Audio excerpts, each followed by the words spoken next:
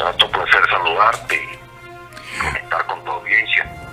Mira, realmente la situación venezolana ingresa en una nueva fase vista desde el punto de vista político, ¿no?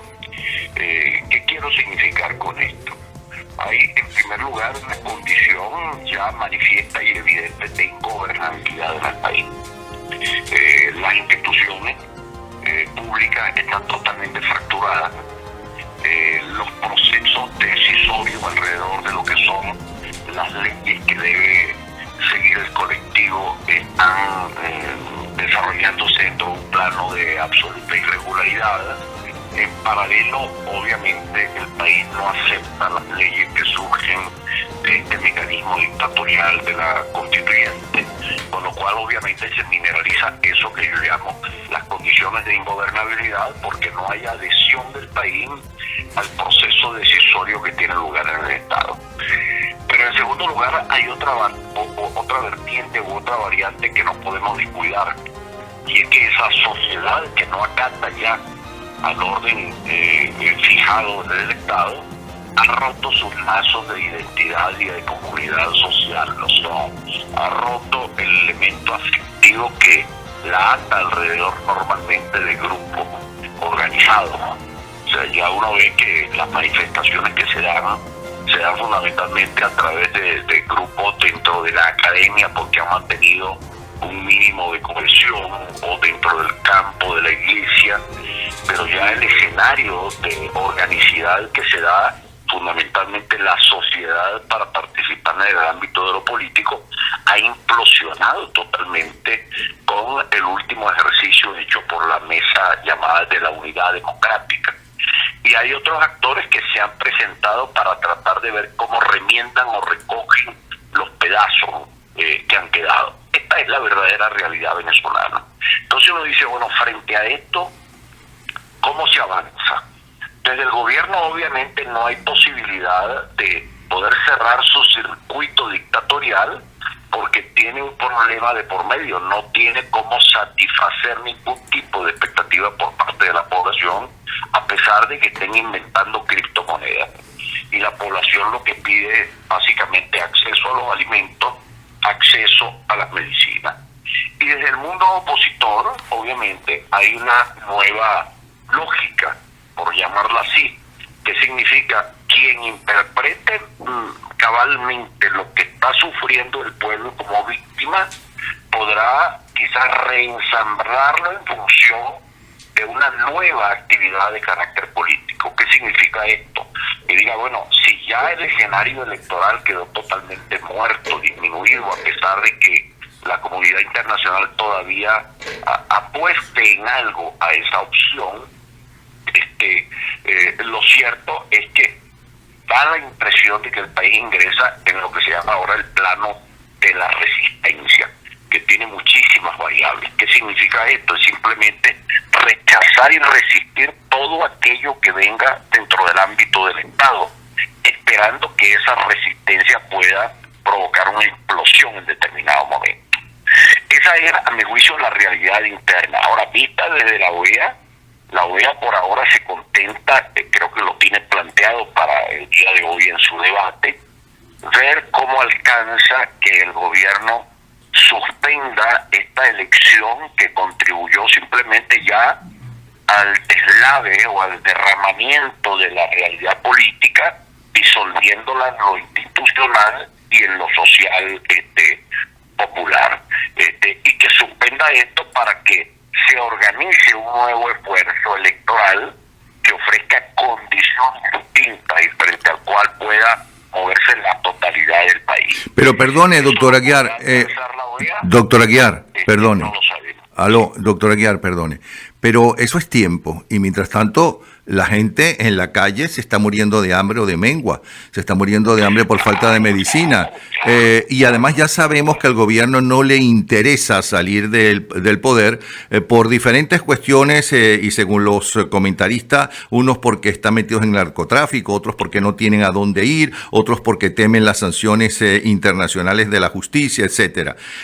¿Cuál es la salida entonces? Que la gente salga a la calle, maten a gente como ha sucedido en otros países y a lo mejor los militares, haya un grupo de militares que se atrevan y puedan, porque no solamente es atreverse, sino que tengan la posibilidad de alzarse, porque hay muchos militares ya presos, vamos a estar claros. No es que ningún militar, que todos los militares están con el régimen, pero muchos ya están presos. ¿Cuál es la salida del país? Es que el país tiene salida. Sí, Napoleón, yo soy un analista político, yo no soy grupo, Bueno, como analista político, ¿que usted ve alguna salida? Entonces, no, es que todos los procesos políticos siempre tienen un quiebre y tienen una salida, ¿no? Obviamente que esto es absolutamente inédito para el pueblo venezolano. ¿Por qué razón? Porque el pueblo venezolano estuvo acostumbrado a vivir en libertad y de la noche a la mañana encontrarse con una situación de ingobernabilidad en lo que tiene que ejercer la resistencia. Esto es algo que simplemente no viene en un manual, porque cada realidad es totalmente distinta. Tú la acabas de tamizar ahora, la acabas de cantar mejor.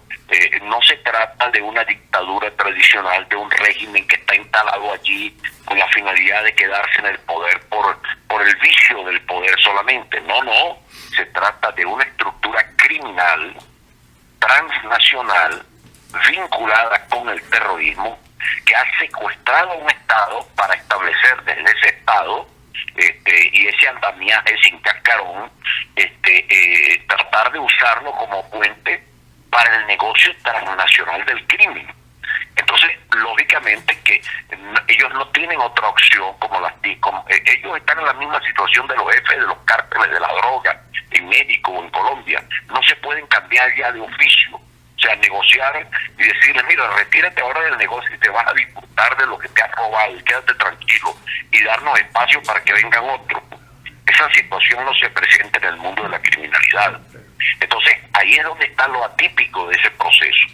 Por eso es que yo he sostenido en los comentarios, los análisis, las opiniones que suministro en la materia, que la comunidad internacional tiene que tener una mejor comprensión de ese proceso. ¿Por qué?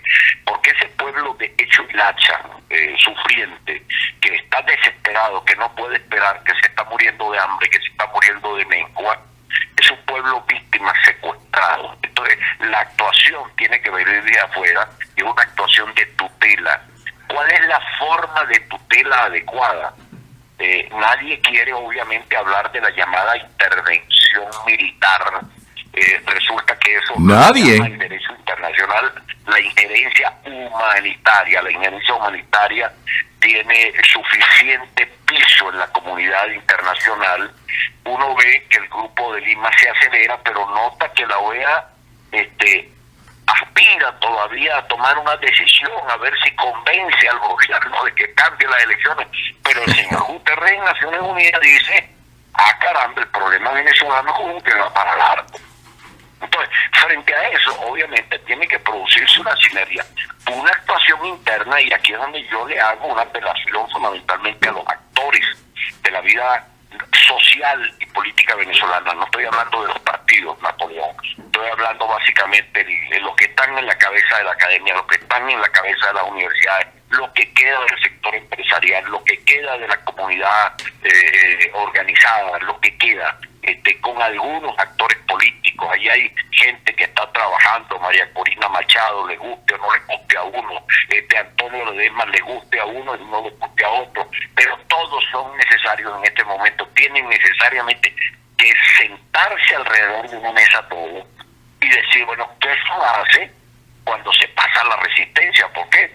Porque lo cierto es que el proceso electoral ya no es una salida democrática en Venezuela, porque están matando o han matado a la democracia a fuerza de votos fraudulentos, a fuerza de mecanismos electorales donde no se decide, sino que se engaña, se montan parodias, pantomimas de electorales. Entonces, frente a eso, tienen que decidir un curso de acción en el campo de la resistencia que haga sinergia con lo que está haciendo la comunidad internacional. Bueno, y que están, en este caso, tomando decisiones cercando a Venezuela, tomando decisiones que tienen que ver con el campo sancionatorio, y hay un problema que ya está afectando desde el punto de vista geopolítico a los vecinos, a Colombia, a Trinidad, a Brasil, que están siendo depositarios fundamentalmente de las migraciones masivas de venezolanos hacia el exterior. Entonces, eso requiere de una actuación inteligente y compleja, que yo obviamente resumiría con lo siguiente: el que crea que esto es un abecedario en donde de sábado para domingo y de domingo para lunes se resuelve, está equivocado. El que crea que esto requiere solución urgente está en lo cierto, porque por la gente se está muriendo de hambre. Obviamente es inaceptable la postura del señor Guterres. Por cierto, debo decirlo, el señor Guterres es socio y compañero de José Luis Rodríguez Zapatero en la Internacional Socialista. Cuando Guterres presidía la Internacional, su vicepresidente era el señor Zapatero. Así que ya sabemos en lo que andan ellos, ¿no? Sí, ya sabemos. Mire, doctor Aguiar. Vamos a esperar qué pasa hoy. ¿Qué pasa hoy en la OEA? Vamos a esperar a lo largo del día qué elemento nuevo tenemos para poder incluirlo en el análisis, ¿no? Doctor Aguiar, o sea que según entiendo, no solamente en esa mesa tiene que haber analistas políticos serios como usted, sino también criminólogos. Es que ha dado en el clavo. Esto no es un problema político, esto es un problema criminal. Es como cuando está la policía fuera de la casa, fuera de una casa en donde ha ocurrido un secuestro, y están los secuestradores y están los secuestrados. O sea, ¿cómo resuelves el problema para tratar de salvar en primer lugar a los secuestrados? Eventualmente que se salve el secuestrador y secuestrado si el secuestrador acepta algunas condiciones de negociación. Y si no, al final va a ocurrir algo en donde necesariamente habrá que acabar con los secuestradores, pero se corre el riesgo de que se vayan algunos secuestrados también en esa acción. Esto es un problema netamente policial. Por eso es que yo no, alguien comentó por allí, esto no se trata de una injerencia militar, política, y ya ni siquiera una injerencia de carácter humanitario, que lo es humanitaria en tanto y en cuando se trata de resolver un problema criminal. Se trata de una acción policial internacional para ponerle los ganchos a una estructura narcocriminal y terrorista que está usando un Estado para causar problemas en distintas partes del mundo. Qué impresionante. Bueno, pero tampoco podemos estar esperando como le sucedió a los españoles 40 años para que muera el dictador, que coloque su reemplazante y el reemplazante sea democrático como fue el rey y como fueron los partidos políticos más importantes de España y organizaron, y menos que los rusos y menos que los cubanos, que ya llevan desde el 59 con una tiranía. Claro, sí, pero eso no es posible al estilo español. Por lo que acabas de señalar, se podría decir lo que se pudiese decir de lo que fue el dictador español, pero no era un narcotraficante. Sí. No estaba aliado, ¿cómo se llama?, con grupos criminales y terroristas. Esta es la parte distinta, diferente, inédita. Esto no tiene nada que ver con las dictaduras militares tradicionales que han habido en América Latina, y que al final otro militar les ha dicho: señores, hasta aquí llegamos, vamos a buscar a los civiles para que hagamos unas elecciones. Es una situación distinta, totalmente complicada, ¿no? Tenemos que ver obviamente la dinámica de la situación colombiana, Napoleón, porque en definitiva si en Colombia toma el camino de las victorias por vía electoral del chavismo colombiano, caramba, la situación se nos va a complicar todavía más en Venezuela. Sí. Ahora, doctor Aguiar, ¿cómo interpreta usted que hay movilización de tropas no solamente en la frontera con Colombia, de Colombia con Venezuela, de Brasil con Venezuela, sino inclusive de Guyana con Venezuela? ¿Eso es solamente por la inmigración masiva, que a lo mejor con tanques las detienen? No entiendo nada de eso. ¿O por qué otra razón? Desde el punto de vista político, ¿cómo es que lo ve usted? ¿Cómo lo interpreta? No, esos ejercicios ocurren simplemente para mantener aceitadas las maquinarias. Uno dice: mira, si me tocase, ante la eventualidad de que yo deba usar el vehículo, por favor, échale gasolina, revísale el aceite, revísale los cauchos, Por ahora no tengo previsto salir de viaje, pero si me tocase salir de viaje, quiero tener el vehículo listo. Eso en el fondo es lo que son este tipo de ejercicios. Por eso es que eso entra dentro del análisis situacional, para llamarlo de alguna manera, ¿no? ¿Y cómo interpretan las declaraciones de ayer del secretario de Estado norteamericano de, bueno, le corresponde a los militares? No sé nada de eso, dice él, pero está llamando a los militares para que hagan respetar la Constitución, no para que hagan una dictadura, sino que cumplan con su deber constitucional, que para eso juraron y para eso el país, con el dinero del país, ellos se comieron y ellos se educaron. Bueno, ellos resuelven algo, los militares, por esta vía, porque la gran excusa que ellos han tenido, algunos, sobre todo los que no están metidos en estas cuestiones del narcotráfico, el terrorismo, que sufren las mismas circunstancias, dicen, caramba, pero es que cada vez que nos alzamos los militares terminamos pagando los platos rotos. Y entonces después lo primero que ocurre es que nos desconocen internacionalmente, nos acusan y nos persiguen internacionalmente. Bueno, aquí ya les ha dicho el secretario de Estado de los Estados Unidos, hagan su tarea, señores, que nosotros lo vamos a acompañar. Sí. Ahora bien, usted es abogado, usted es un hombre serio y estudioso, sumamente respetado, a quien queremos mucho, por cierto, y respetamos mucho. Hay una revolución, que es la revolución que ha hecho pequeño el mundo. Eso de que decían las abuelas de uno es que el mundo es un pañuelo. Realmente ahora el mundo es un pañuelo. Y por un lado, los europeos se han unido para las razones económicas y hasta las razones jurídicas se han unido desde hace muchos años atrás. Es verdad que le costó muchas décadas realizarlo, es verdad que ganó el Brexit, también es verdad, pero en el asunto de la justicia internacional, ¿no? ¿Por qué hay esa rémora tan grande? ¿Por qué si uno de los avances más importantes que ha tenido la humanidad es la libertad de trabajo, la libertad de expresión, y eso concretamente tiene que ver con la democracia y no con regímenes de extrema izquierda?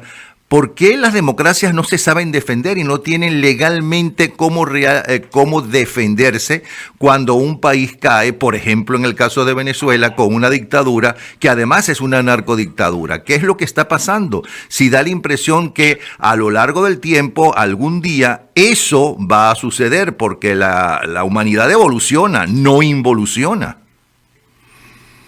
Mira, por una razón, Napoleón, que yo comento en un último libro mío que se publicó en México para llegar al año 2009, que se llama La democracia del siglo XXI y el final de los estados, y que replanteo en un nuevo libro que está por salir, que se llama La calidad de la democracia y la inflación en materia de derecho.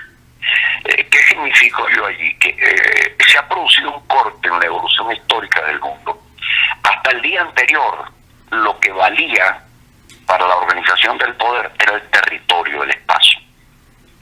Y desde ayer para lo adelante, lo que vale para la organización del poder no es el espacio geográfico, sino el tiempo y la velocidad.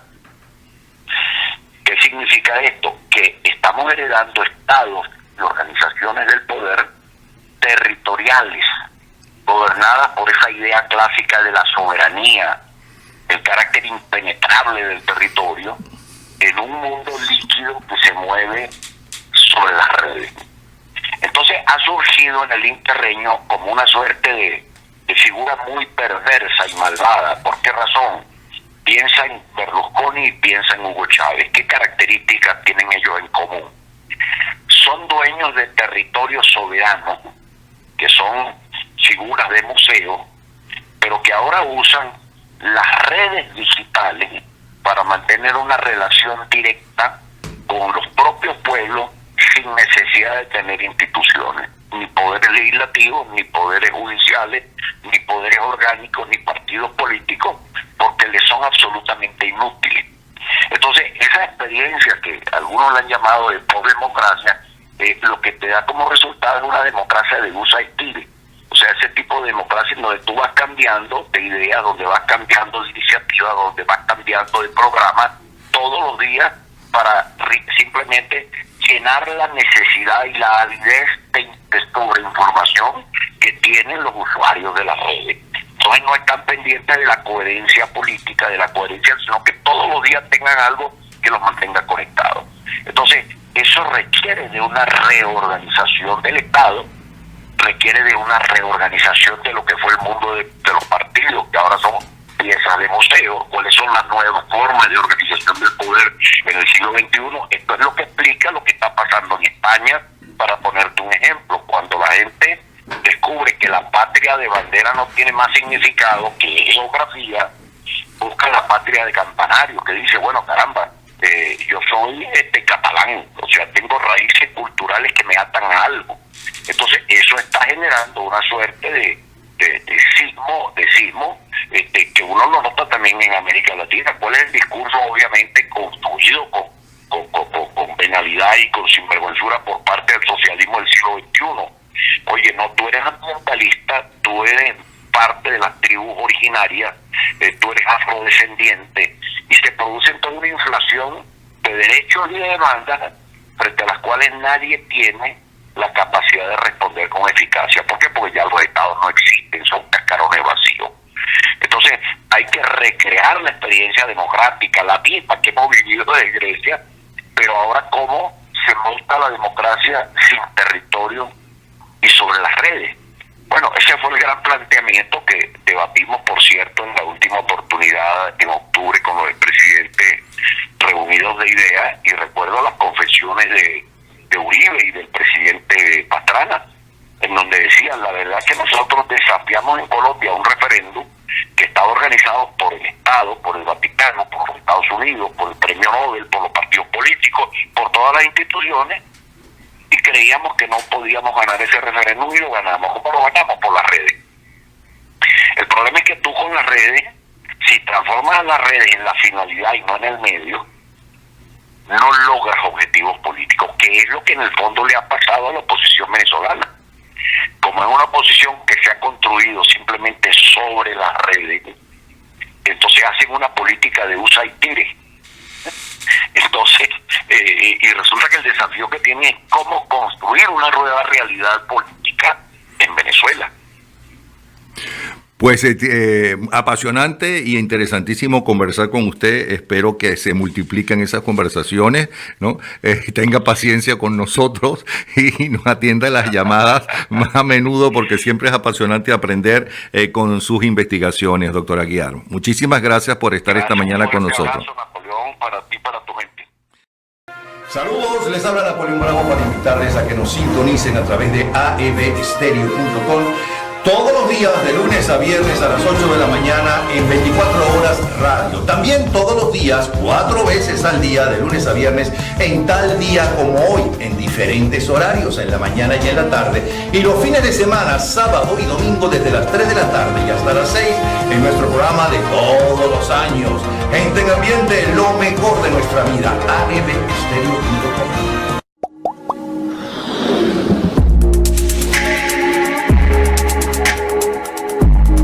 Nuestro país más cerca de ti con AF Estéreo. Descarga la aplicación para Android o iPhone en el Google Play y App Store. Escucha tus programas de humor, noticias, deportes y actualidad por la radio de los venezolanos en el mundo. AF Estéreo, tu país más cerca de ti.